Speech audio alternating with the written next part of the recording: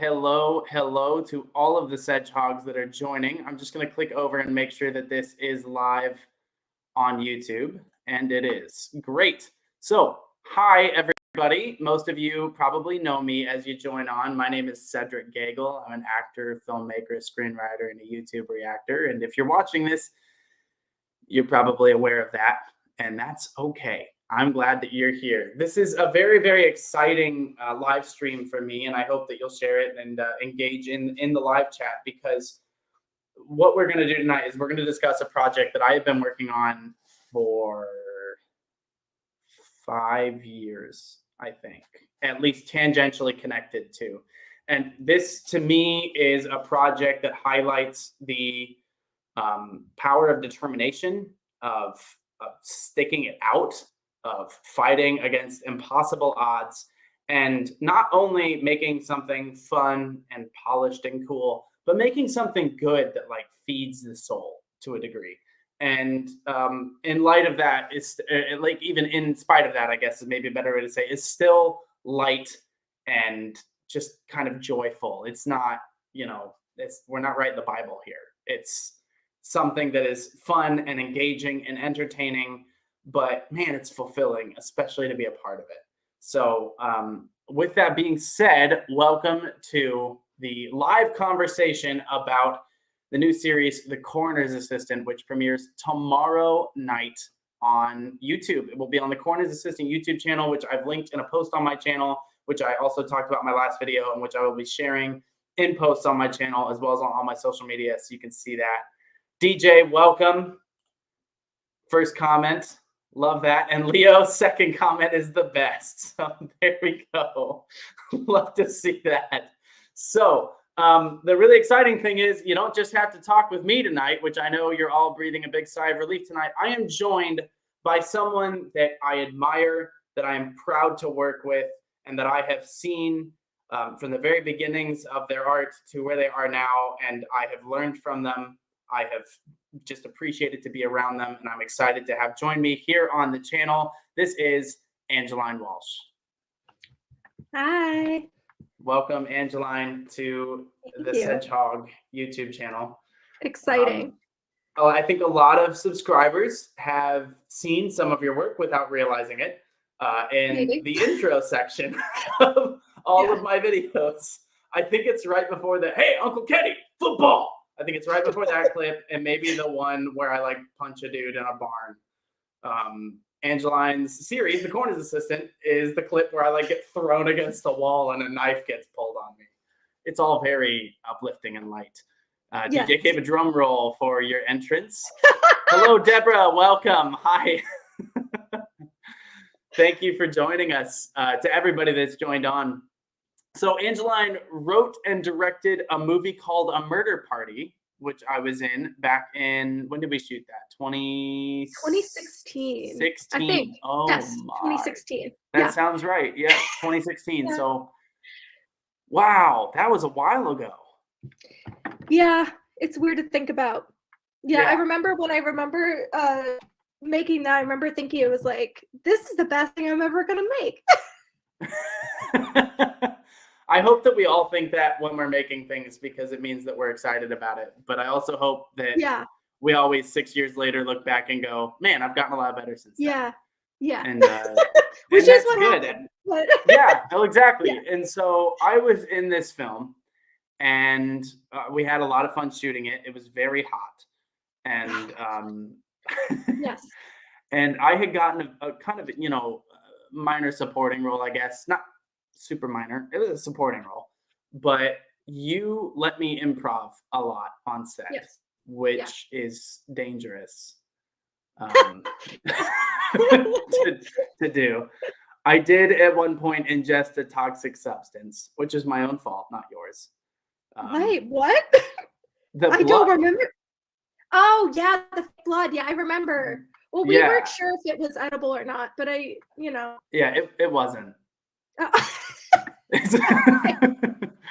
Yeah. See, I forgot about that. And now I'm remembering it. Yeah. But that was my fault because I chose to eat it in the scene. I picked up some blood, I wiped it off the floor and ate it. Which is like so bad in a number of ways as far as Yeah. decisions go. But I did. And some of what you let me improv and some of your really great writing, where you gave me this very vague character, led us to you texting me. Deborah, it was fake blood. Let me clarify. It was prop blood. As you dropped this comment, it was not. She's like, whose blood was it? She was like, "This is not the guy I thought I had been watching." No, it was prop blood. It wasn't very much of it. It was a funny beat, and nothing really bad came out of it except it tasted horrible and my tongue was red for like 3 days. Oh yeah. Oh. And that was like our last day of filming, so you didn't know that. Nice. So good. But based on your very cleverly ambiguous writing, where you kind of left a lot of gaps in his backstory, which you then let me fill, and then based on my improv and what you had written, you wrote this wonderful story called The Coroner's Assistant. And you asked me if I would be willing to come back, and I was like, yes, please. I love this character. Yes, a character which, in the original script for A Murder Party, did not have a name at all. It was just the name in the script for the movie A Murder Party was just The Coroner's Assistant. Yeah. No name. And at one point you were like, can I give my character a name? Yeah. And I was like, yeah, sure, I don't care. So Whatever I just else you walked up say. in the scene and I introduced myself as James, except I think at that point his name was canonically James LeBron, Yes. Yeah. if I remember right. The 'cause LeBron was- last name was silent. Yeah, you didn't want me to say that, but we all knew it. Yeah. Yeah. It was the year that the Avs won the playoffs, right? Yes. Or Yeah. whatever, They had just, I think it was like the week before we were filming. So we were all like, LeBron James. Yeah. So we were all very much on his side. But you wrote this wonderful series, and I'm very glad to be a part of it. And I think, for me, my favorite part of it is in episode 1, I think your writing is the highlight. I think you are a wonderful writer. You're the kind of writer that actors love to get scripts for, because the humor is brilliant. The pace is breezy. It's quick. And the characters are rich. They're detailed. And, you get some not great scripts in this life. And so whenever yours show up in an inbox, I'm like, yes, this is great news for me. And episode 1 in particular, I think we shot over the course of what, a year? Yeah, it was like about a year. Yeah, it was we shot it the first part of episode 1 we shot in April of 2018, and then that's my friend Savannah. Hi Savannah, thank you. And then the second part of the first episode we shot in June. Yeah. Yeah. So it was that sounds like about 6 months. Yeah. Yeah. And I mean, there are a lot of. Oh, go ahead. So to say about the writing, it's very weird. And I actually had this conversation with someone recently who was at the premiere, a friend of mine, and she was like talking about, she was just curious about the process of making the show and everything. And yeah, I was telling her, we just finished literally just finished post-production, like audio, coloring, and everything. And from start to finish, it took about 6 years. So it's weird for me just sharing this now, because I feel like as a writer, I've improved so much that it's, I wouldn't say it's not embarrassing. That's not the right word, but it's very humbling. Yeah, to have sure. the first episode be released now, because I wrote this when I was 22 and I'm about to turn 28. So in 6 years, especially making something like this, you improve a lot as an artist. So it's very weird, because it's like I've written the whole second season and I feel like my writing has like improved tremendously. So I mean, I've read the second season, so yes. Feeling. Yeah. Oh, Deborah, thank you so much. Thank you for that.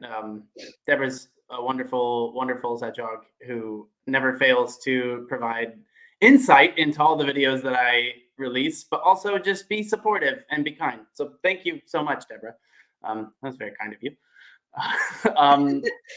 Yeah, and I think with episode 1 in particular, obviously there were some I mean, I think there's the fact that any film ever gets made is a miracle.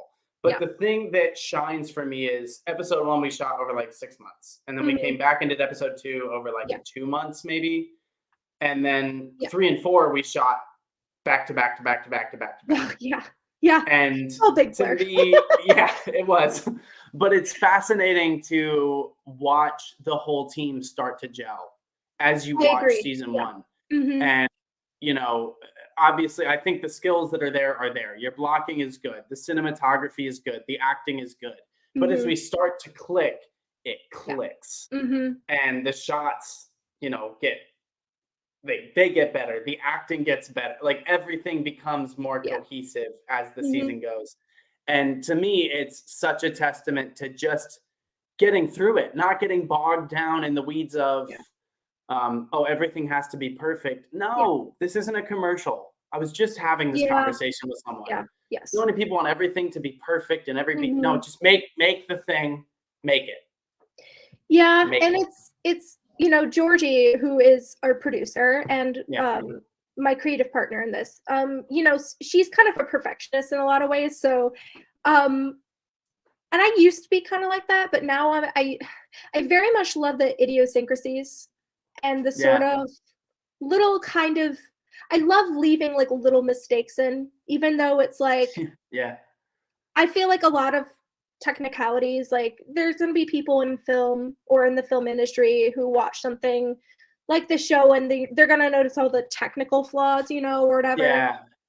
Which is fine. Like, I'm okay with that. But for me, it's like, I look at it and I'm like, despite all the things wrong with it, and I know all the things that are wrong with it. I could give you a whole list. I've been there.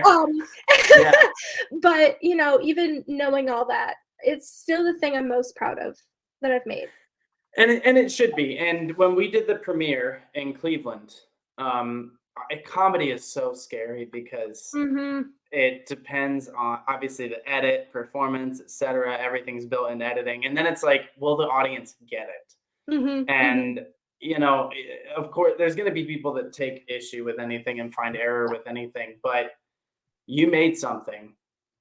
We watched it in a theater, and everybody in that room was laughing.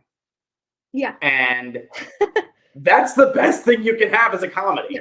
Is everybody's laughing, everybody's having a good time, everybody's engaged, they're gasping at the big twists, and it was so satisfying.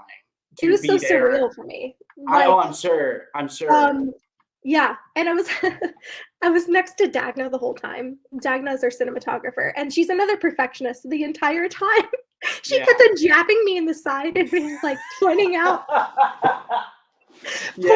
all the things that need to be fixed. Which full disclosure. Willem, hi, back to Australia. We were running on a time crunch before the premiere, so especially episodes 1 and 2 needed some fine tuning still. Sure. Which, to be fair, is not out of the ordinary when it comes to film. Like films premiere all the time that still need little bits of fixing here and there. I was just thinking about something with Star Wars. There was something in a Star Wars movie where I saw it in theaters and it had something, and then when I watched it later, I streamed it and there was a scene that was cut, and I was like, bro, they changed it after the theatrical run. And it happens to professionals all the time. But Dagna is, I love her. But she's very outspoken, and true. And the whole time she was like poking me in the side, being like, "Jimmy, I'm like, yeah," and I'm like, yeah. But at some point, it's just about putting it out there, and I can't wait to see it. And I didn't have as much pressure on me. I've had premieres of my own projects. I don't like that feeling. So it's God bless you. Yeah. I just got to go and enjoy it. And for me, it was not a sense of pressure, but a sense of pride of, man, we did something really cool here. And I'm so proud to be a part of it and moving forward and all you have planned with it. And I can't wait for people to see it. I think that, and especially having been a part of a murder party, to see how much you have developed while maintaining that unique voice that is you is, it makes me proud to be a part of that journey. Thank you. That means a lot. Thank you for making me a part of that journey.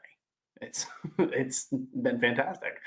So before we go further, what I want to do is I want to play the trailer for the season, so people that maybe haven't seen it can watch it and get a vibe for what we're looking at here. And I think after that, if you're game for it, we can open up to questions from people watching, and we'll go back and forth and chat and answer questions and chat. And we'll hang out till about 8 p.m. Eastern, and then we'll all get tucked in. I'll fly to Florida, and then tomorrow night at 9 p.m. Eastern, I'm going to Disney for the next week. You went to Disney? I was just there. What? A lot of fun. Yeah, I was there in December with my brother, and we had so much fun. It was the first time I'd been since I was 15. Yeah, it's my first time since high school. Yeah. Yep. You're gonna have so much fun. I can't wait. I do have work to do while I'm there, but that's okay. I'm not working for Disney. That would be super cool. Before anybody gets really excited, I have work. I have work to do. Are you gonna go to Galaxy's Edge? And yeah. Okay. So I don't know anything about Star Wars. well, I've seen like 2 Star Wars, and I had a lot of fun on the project. Edge, so yeah, I'm walking on season 2 because of that. So you know what? You're replaceable. So. On that note, let's watch the trailer for The Coroner's Assistant, in which I, the replaceable actor, am the coroner's assistant. Here we go. Yes. See? That's my assistant. Hired them just now, in fact. Don't just sit there like... Oh, the audio's off. Bonkers. Oh. There we go. See? That's my my assistant. Still off. Let's try this again. Sorry, everybody. Let me, let's try this. See? That's my assistant. Hired them just Am I now, nuts or is that audio off? Don't just sit there like a bag of bones. Introduce yourself to Thomas. Hello. Okay, now we're going to restart this. I just haven't watched this trailer enough. That was completely correct. Apologies to everyone. Oh, because of the overlapping. Yeah, there's the first trailer that is a little bit different. Yes, Savannah. No, everybody can drop these comments. Leo, I know. I the professional person that does this for a profession. I apologize. Okay, here we go. See? That's my assistant. Hired them just now, in fact. Don't just sit there like a bag of bones. Introduce yourself to Thomas. Hello, I'm James. This is entirely unfair. Why does he get to be your assistant? What has he done that is so worthy of your attention? Your advertisement was not the first I came across. In fact, it was, with all due respect, my last choice.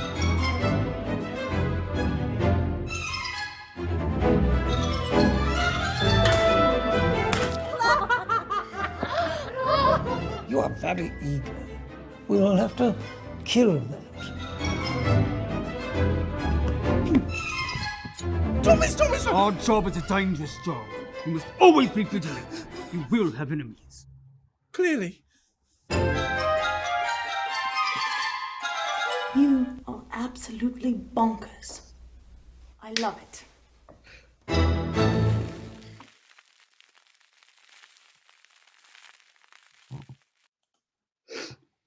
Oh, there's so many great moments from that. The slap, the knife. Mm-hmm. Yeah. There's so many great moments from that. DJ Brennan, who's here, that was his knife, actually. Yeah. Oh, really? There he is. Borrowed it from him. That's exciting. Yeah. Willem, thank you. It is a great trailer. Holly's making fun of me for the yes, audio was working. I know.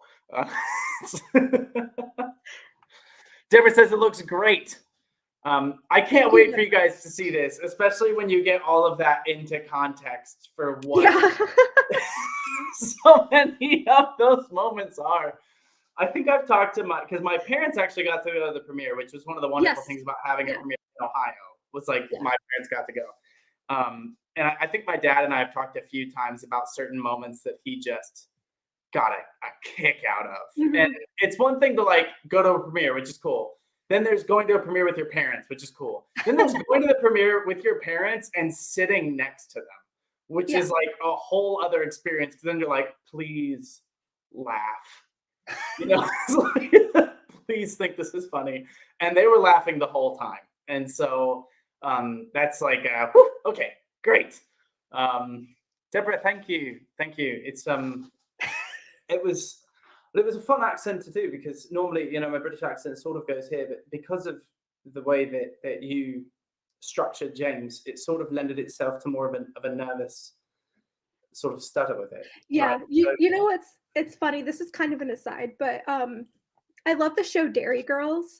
And when I first started I know. watching it, there's a character named James who is British. It takes place in Ireland, but there's a character named James who's British, and he's like very similar. It made me James Christie from, so like, Glitter mad. Assistant, but I swear to God, I had not watched the show or heard of it or like It makes anything me so mad. until like It's the last same- year. It's the same character. And it's very strange to me, and like I feel like people are gonna think I copied Yeah.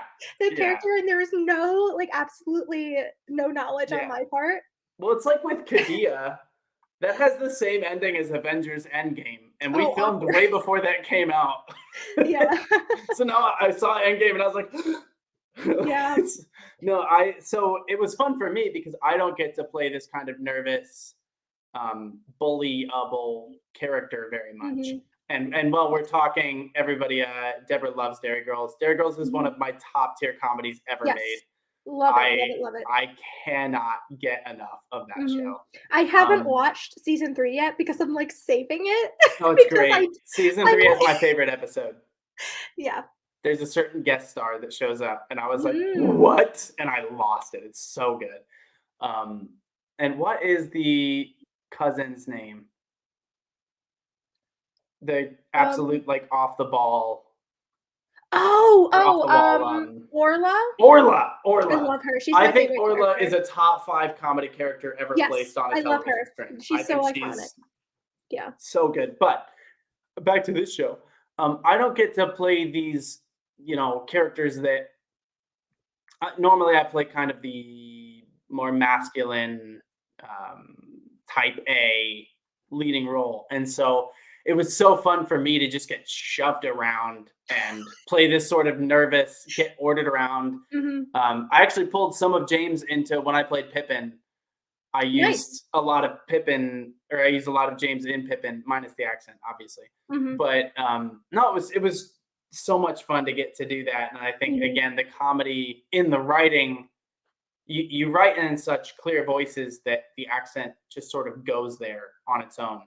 And the physical comedy, like you used to, by the time we were shooting episode 3, I think you would just be like, "All right, Cedric, do the James sit." Yeah, the James sit. Yeah, The quick and we sit. just- That's what I we- called it. The quick sit. In my yeah. head, the James quick sit is like all capitalized with the trademark. Yeah. The James quick sit. And Yeah.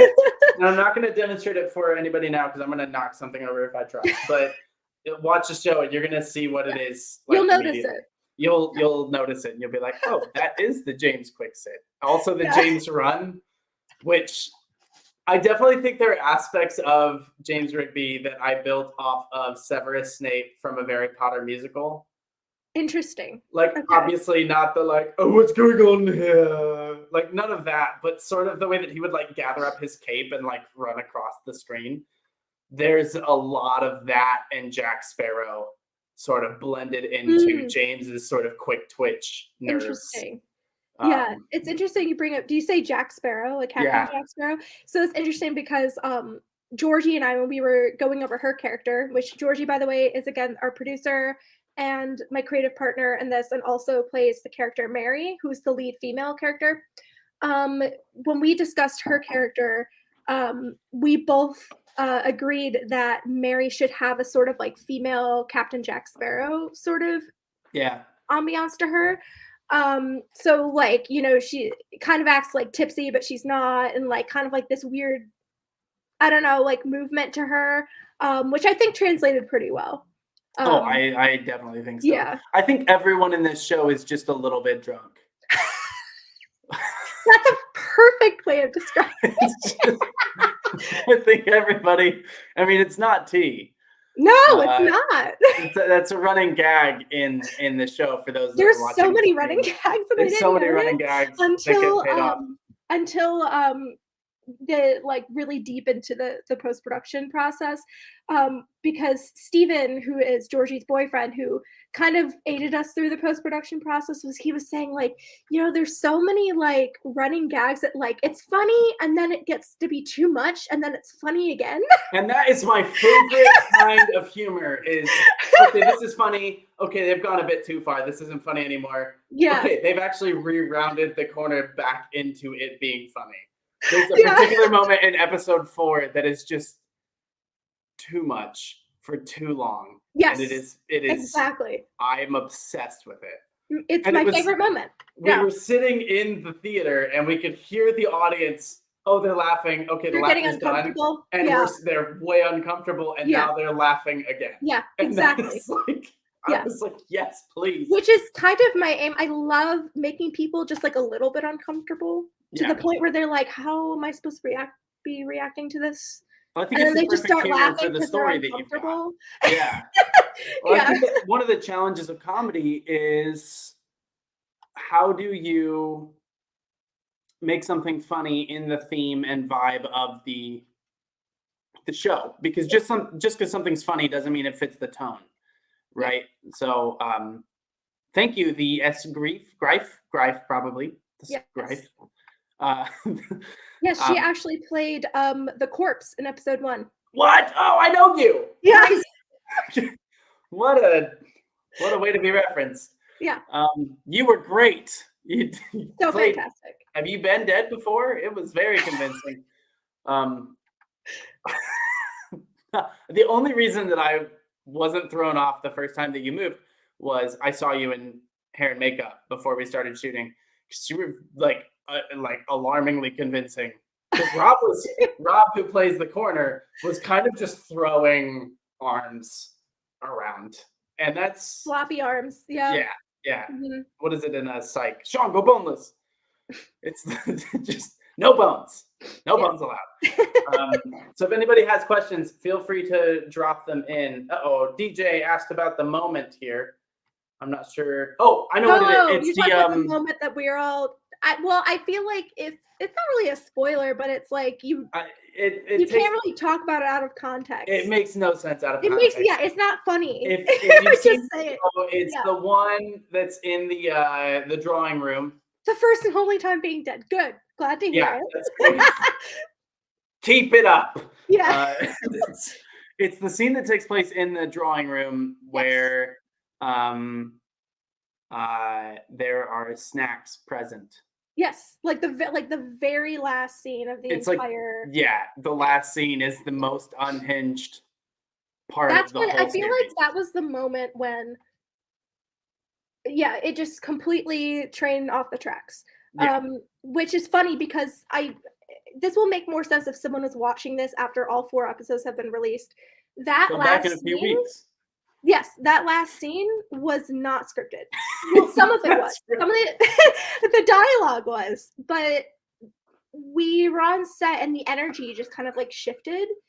And so I decided to just like, when the laughing happened, again, this is completely out of context, but just keep this in mind. When the laughing happened, I did not yell, I did not say cut, I just let it keep happening. You just let it happen. And I was like, do this, and then everyone it just kept on going. And it just kept going. And the whole thing with the crackers too, again, no one's gonna know what I'm talking about right now. The whole thing with the crackers too, not scripted. So every part of that was very much like we had filmed for like 3 or 4 days. We were all super tired. And we'd spent way too much time together in a very close proximity. And it was just like we were just like, this is it. Yeah. This is what it's come to. Yeah. I was like, she's not getting a take of this where one of us isn't laughing. So we're just gonna have to go into it. Mm-hmm. We got a good question here. I'm gonna let you field that one. Will there be a season 2? And if so, when should we expect it? Also, anything you can say about it? Well, I mean, I wrote a season 2. Will there be one? Who knows? We have no money, so. If anyone wants to, anyone if anybody's looking for a project, money? Yes, the uncomfortable laugher. I remember. See, yeah, I wrote more. Right now, there is a season 2 that exists in my head. Yeah. Does it exist in reality? No. And then can I say anything about it? Well, I'm glad you asked that because we will be launching our Patreon tomorrow. And for some of the tiers, me and Georgie will be sharing our process, putting together what's next. I will be sharing some scripts, some characters, the plot of season 2, character breakdowns from brand new characters from the next season. Again, this is all hypothetical because it doesn't exist yet. But if you want to know more about what I have up here, the Patreon is a great way to explore that. Yeah, I'm wondering with some of the merch that you had at the premiere, is any of that going to be available? Yes, we will be selling some of that to some of our Patreon tier members because they are very limited, especially the t-shirts. So for the premiere, we actually sold hand-dyed, tea-dyed t-shirts with this design on it. It says Oliver Cross, which my brother actually designed. And they were personally screen printed for us and then hand dyed and all that. So we do have a limited amount of those. I'm sure we can make more, but we want to save those for the people who are really, really invested in the show. So those will be available to Patreon members. And we will be holding a contest that will start tomorrow and run for a week called the Fleeting First Impressions Contest, which will entail the person watching the first episode and then writing a creative 1-sentence review of the show and sending it to the Coroner's Assistant email. And we will pick 5 of our favorites and they will get some of the merchandise that we sold at the premiere. So the t-shirt, mug. Oh, I love that. Yeah. So more news about that tomorrow. But keep your eye out for that if you're interested in a fun little contest. I ask in part because there was a sticker. Which one? My character of James Rigby looking just so uncomfortable. Yes. And my which is most of the time. Yeah. My parents had it on something when I went home for Christmas. And I had forgotten about the stickers. And so I was going through something. And there are very few things more alarming than opening up like a cabinet or whatever it was and seeing your own face staring back at you. Yeah. Yeah. But they were great. So Deborah, it's the Coroner's Assistant Patreon. Yes. Coroner's Assistant official series Patreon. Yeah. My own Patreon, I will probably I'll share, I'm going to talk with Angeline and see if there's any behind the scenes stuff that I can share on Patreon, but I do have some more updates for all of my patrons coming soon on some other things. Mm-hmm. So keep your eyes peeled for that, guys. Exciting times to be us. Maybe.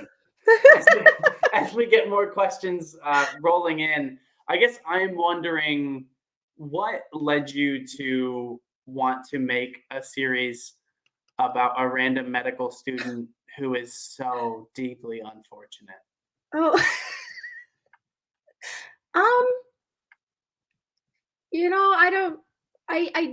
the real truth is it just kind of happened with a murder party. And I really liked the character that you played because that character that I wrote the way you played it was so different than the way it was originally written. And I had to cut out a lot of your scenes originally in a murder party. And so I was like, let me explore this character a little bit more because I don't feel like I've gotten all I could get from him. So I just started writing and full disclosure, I don't outline anything, which I'm not, whatever. So I just kind of started writing it. And originally I had this idea to do just a short film with that character in it. And then I started writing it. I'm like, this is not a short film. This is several then it short turned into films that. with a linear plot line. Yeah. So, yeah, when I first started writing the first season, I had no idea how it was going to end. Yeah. I just started writing it, and I'm like, oh, well, I guess we'll see where this takes us. And then I always knew I wanted to write more from that story, but when I had finished writing season 1 and we were making it, I had no idea like what season 2, whatever, if that was even a thing, what would happen. And then seasons like more just came to me, so I just started writing it. So none of it was ever like calculated or whatever. Yeah. Well, and what's so interesting to me is the coroner's assistant certainly stands on its own apart from a murder party. I don't think you have to have seen not a at all. murder party to get. And like, I think there's maybe like 2 inside jokes that you would miss. If you references. Yeah. But the second season to me was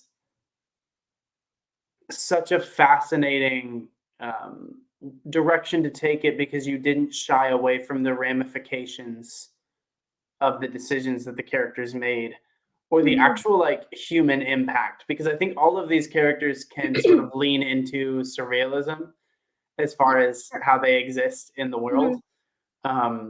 Like they're all kind of borderline caricatures. And it works as a result of that. But I think especially with season 2, you've grounded it so well in the human response that as I was reading the scripts, I was like, oh, what a direction to go in. Like, everybody develops in some capacity. Yeah, I think season 2, if it ever gets made, I think people when it gets James, I think, has a tremendous character development. So the way I like to see season 1 of the show is it's, some people make pilot episodes. I think this is more of a pilot season, really, more than anything else. So there's only 4 episodes, but I think a whole arc happens in those 4 episodes, but it also sets up for something more and something bigger. And, I went into this knowing we were going to have a shoestring budget, probably very little support, and very limited, resources or whatever. So I knew I had to keep everything very contained, more contained in a way than I ever wanted to, but it was fine because, it worked out with what we had. And, the way I wrote it too was like, I kind of wrote season 1 in the style of like old crime stories where everything is like very over the top and everyone's very melodramatic, and kind of like reflective of fiction of that time period of the late 1800s where everything's very sensationalized. And so when you say caricature, that's exactly what I was going for. So that makes perfect sense. And then season 2, I wanted to take an approach where it was like more dark academia. Season 2 is much darker, but it's also, I think I wanted to up the humor. Yeah, he's read it. He knows it's very. There were times reading it where I was like, "Whoa!" It really. Some of the stuff I don't outline. So like when I'm writing dialogue or whatever, things come out, and I was like, "Ooh." I don't have to write dialogue when I write. Yeah. So, season 1, there's, with the characters, they are characters, and they are also, I don't want to say anti-heroes. They're a little bit anti-heroes, some of them, but like, I wouldn't say they're necessarily good people, most of the characters in this show. And I did that too on purpose. So it's like everyone in this series kind of exists in like a morally gray area. And even more so in season 2, I think. Will there be any upcoming cemetery scenes? What do you mean by cemetery scenes? I think the implication there is scenes that take place at a cemetery. Would be my I don't know. I mean, in season 2, no, not really. I mean, there is one scene with an unmarked grave, Yeah. but that's about it. We did film part of season 1 outside of a cemetery, but you can't tell it's a cemetery. We filmed one of the exteriors at night outside, I want to say it's Erie Street Cemetery in Cleveland. I don't think James didn't have any scenes there. Okay. It was yeah, I was like, oh it no. was Georgie and Jim who played the fisherman. Oh, I know this. Okay, I know what you're talking so when about. they're walking along that sidewalk, there's that high brick wall. Behind that is a cemetery. We all love a quality graveyard. I was actually at a very quality graveyard yesterday at Valley Forge. So oh, nice. Yes. Yes. If we're competing to see who's most recently been to a quality graveyard, I win that. Yeah, you sure do. Yeah. At least I assume. I don't know what everybody else on this street. Yeah, I don't know. Yeah. Who knows what people do in their free time? This has nothing to do with the show.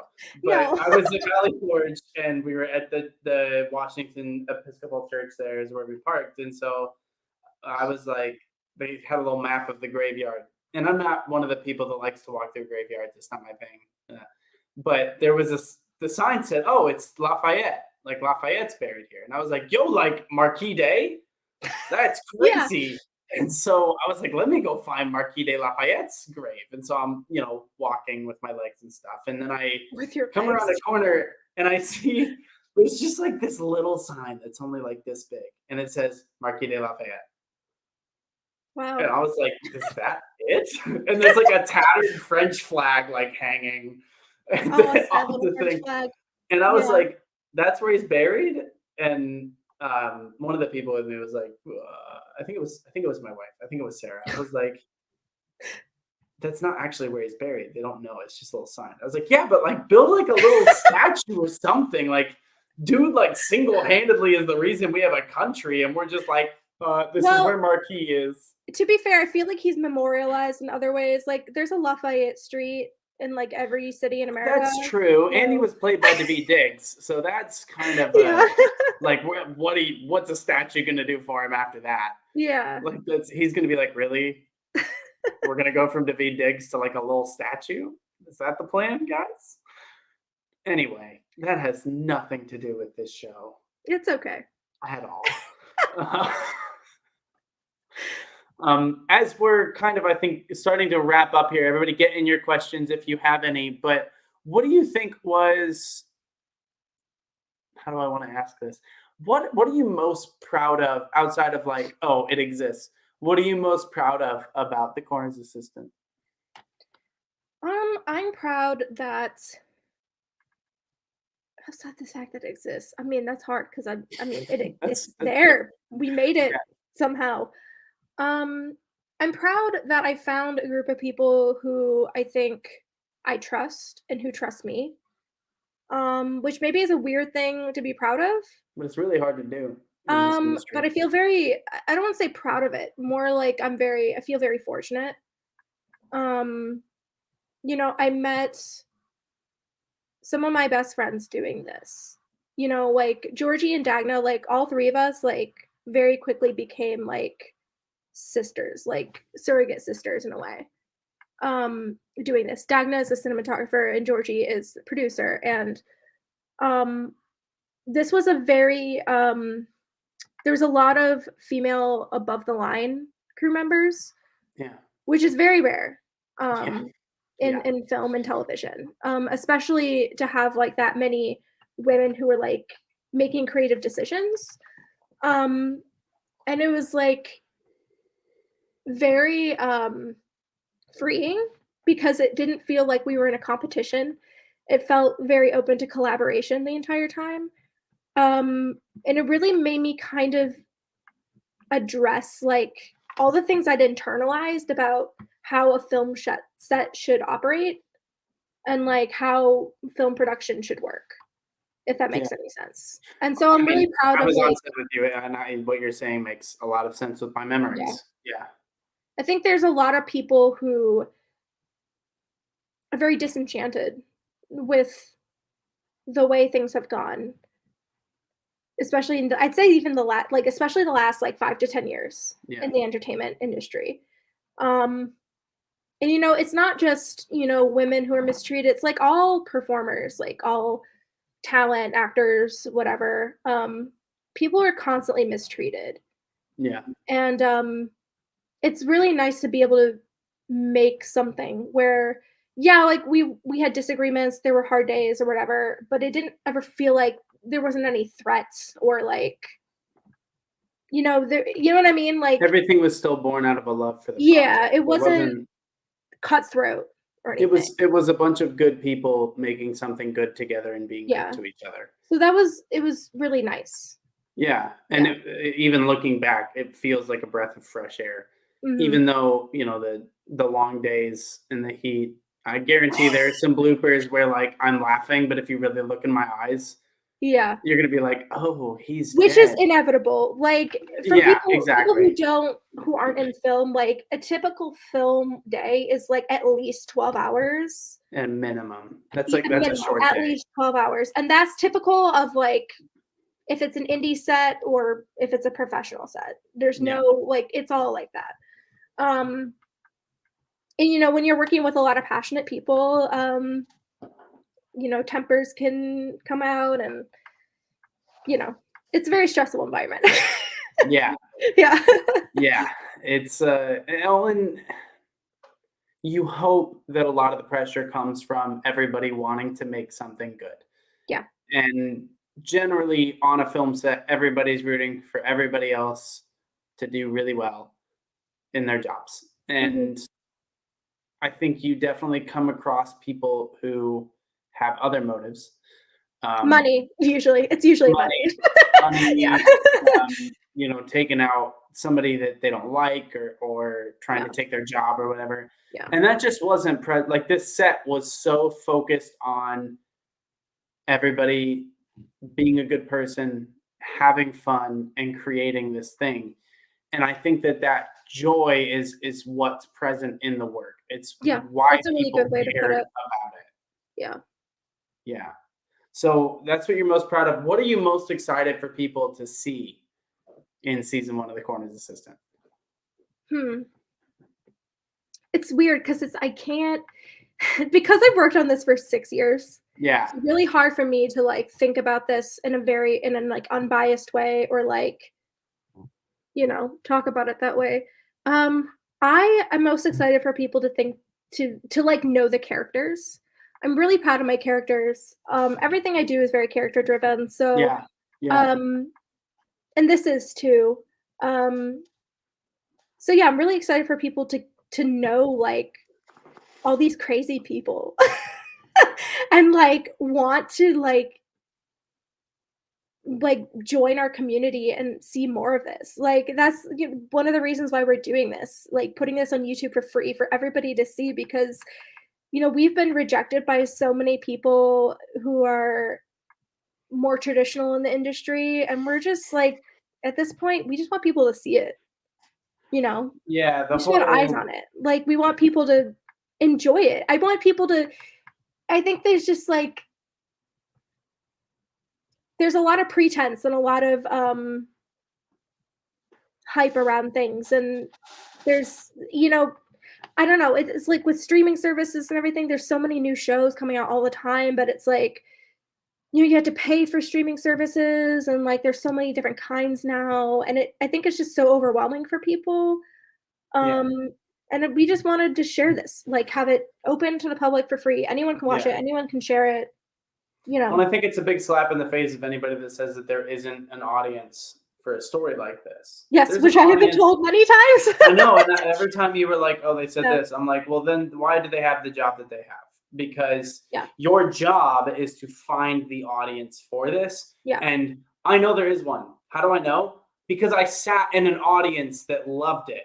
I sat in a room full of people that loved it. They are out there, and how can you work in an industry that is driven by imagination and have no imagination?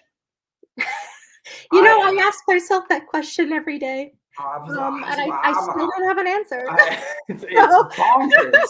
Yeah. But I mean, putting it out there on YouTube and just letting people access it and saying, you know, I can't imagine how many young aspiring filmmakers that want to tell weird stories that Or, Hollywood like, would weird, not you have know, like, interest weird in. is Yeah. relative. Yeah, well, exactly. Yeah. And people that are going to stumble across this and not only go, oh my God, I love this, but people that are going to go, you know what, I should tell my story because that Like, was why worth not? seeing. Yeah. Exactly. Yeah. Exactly. And you know, worst case scenario, you're going to learn something. Yeah. Best I mean, case I would be scenario, you're happy going to if, make something like like what we made. I would be happy if, like, 100 people watched it and, like, 2 Yeah. people commented and were like, "I love this." Yeah. Yeah. So, yeah. Yeah. I think so many people get caught up in, like, getting the most amount of views and before Oh, thank you, Deborah. That's so Yeah. nice. Deborah, that's really, really nice of you. Yeah, I hope you do enjoy it. Yeah, I think Let me know. Yes, please leave comments. Share away. Share away. Yeah. I actually have the drawing that you sent me of the coroner's assistant. A long time ago. Yeah. I keep it up there on my Mhm. wall next to all my Star Wars. But it's actually That'll in have to be between my Star something I Wars. share on Patreon, like the PNGs of the original illustrations. I had Yeah. way after we made the first episode, I put together like a pitch Bible sort of thing. Yeah. I don't know what there's other words for it. Pitch But deck, the pitch cover, Bible, show Bible. that yeah, kind of thing, the cover for it was a pen and ink illustration that Dani Mahar made, and Dani Mahar is a Cleveland artist, but she also was in a Murder Party. She played a character in a Murder Party. Was brilliant in a Murder Party. Oh yeah. So and then she did illustrations. So I was like, hey, you want to like? I didn't know Dani I did that. commission you to So I commissioned her to do that piece. And there's another illustration of Thomas at the desk, and he's like all hunched over the desk. Yeah. So I can't get enough of that. Every time I look at it, it's so it makes great. me And so happy. because I told her I wrote it in the style of like a Penny Dreadful or. Sure. It's hanging up in my closet, but I don't want to take it down. But my brother and Savannah after the premiere, like they made me this thing where like the coroner's assistant logo is mounted on pasteboard or whatever, and then there's cool. 2 pictures of it's like that picture with me with the shovel with everyone, and then one of me, Dagna, and Adam. Adam's our editor. Yeah. Side by side, and then in the middle there's a ticket from the show, and they like framed it for me and everything. It's in my closet, so I see it every day, but I don't want to get it off the wall. What time's it drop tomorrow? 9 p.m. 9 p.m. Eastern Standard Time? Yes. Okay, great. Which is because I work tomorrow on my birthday.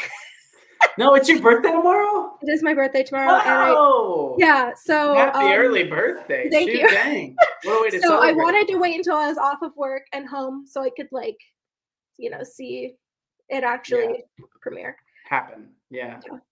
You keep that. I've got my you can't super see it, but that's the title page of the script for Kadia. Yeah, I love that. And it's autographed by Corbin Brinson, and it says, Cedric and Team Kadia, congrats. Great to be a part of your maiden voyage. And then I have a ticket from the initial world premiere of it, like tucked into the frame. Oh, yeah. So I love things like that. Filmmakers are very sentimental people. We are. We love gifts like this. Up here on the wall, there's a thing that my parents sent me at graduation. And it's a photo of us, and Dad sent what all does it say? I forget what the $2. It says, "Who knows? Perhaps a day will come when we get to see a film in the Wapakoneta movie theater in which you had some involvement." Mm-hmm. And they sent me that for my birthday, or for graduation. And just over a year later, we filmed your movie, and we ended up premiering it 2 years later. We had a Wapakoneta movie theater premiere, and so they got to go see the movie that I directed. Well, tell people who aren't from Ohio what Wapakoneta is. So I didn't know until Wapakoneta is my hometown. Yeah, that's what it is. Yeah. I feel like so many people. I feel like people who aren't from the United States or like specifically from the Midwest don't. Well, I was talking with, there's a film that I'm in that shoots next month, and I was rehearsing last night with the director and some of the other cast, and they were like, everybody just introduce yourselves. We're going to go around. It's kind of the main cast, so we're going to get to know each other.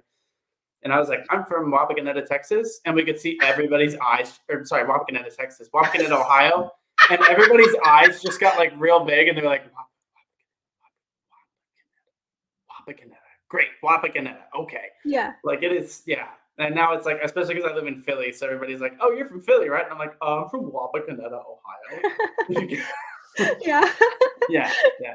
Deborah says happy birthday. Oh, thank you. Thank you.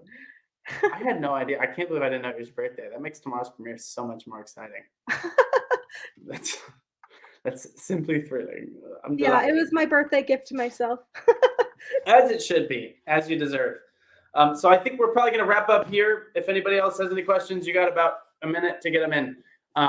Angeline, thank you for making this project. Thank you for having a vision and having the courage and the vision to realize it. Yeah. I think people are going to be delighted by it. I know I am. I hope I can't wait to rewatch it. That's my greatest hope. Yeah. Listen, like I don't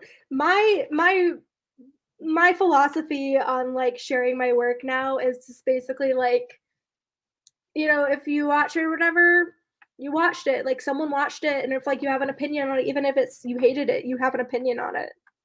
It made you feel something. That's the worst reaction for me would be like someone to feel nothing. I felt nothing. Yeah. Yeah. No, 100%. So you're right.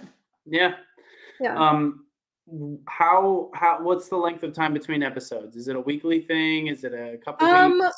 We want to do weekly, but episode 2 might not be ready next week. Okay. So we'll have to see. The episode 2 is the problem child. We've had a lot of problems with it, but I love it. I love episode 2, but there's just been a lot of obstacles with that one. But Sure. it will be out probably within the month. Yeah. Okay, so for my subscribers, I will update you for sure as soon as I get dates. I will be, as you guys know, I will be promoting it and letting you guys know. I know people are excited about it, so we'll be sharing it, and people all over the world I think are going to get a kick out of this series, and I can't wait for them to see it. Yeah, me too. And some giant thing just popped up on my screen. Oh. It's this stupid like breaking news alerts, and I can't figure out how to turn it off on my laptop. It covers up like half of my screen at times, and it's the worst. Okay, and on that note, we are gonna wrap up here. So, Angeline, thank you for joining me. It's always so great talking to you, and I really can't wait for this to be out. Yeah. Well, thank you. Thank you so much. I think it's going to be great. I can't wait to watch it. I will be in Orlando, and I will, who knows, maybe we'll have everybody. I'm going with 9 other adults, and nice. Maybe we'll all pile together in a room to watch the first episode. Who knows? That'd be so fun. Yeah. Have them all do the write a 1-sentence review. There we go. And then I get all of the merch. Yeah. Thank you, Deborah. Thanks, you, DJ. Brennan, I called you DJ. It's okay. You can call him that too. Thank you, everybody. Have a great night. As always, get lots of sleep, drink lots of water, fix your postures, be well, and I will see you soon. I'm going to get at least one video out next week while I'm in Disney. Upcoming, we've got Dimash, we've got Morissette, we've got Hua Chen Yu, we've got a solo by RM. We've got all kinds of stuff coming up, so keep your eyes open on the channel. There will be some great stuff coming, and of course, I'll be sharing about the Coroner's Assistant as it comes up. Thank you, Angeline. Thank you, everybody, for joining us, and we will see you tomorrow night for the world premiere on streaming of the Coroner's Assistant. Thanks, everybody. Have a good night, guys.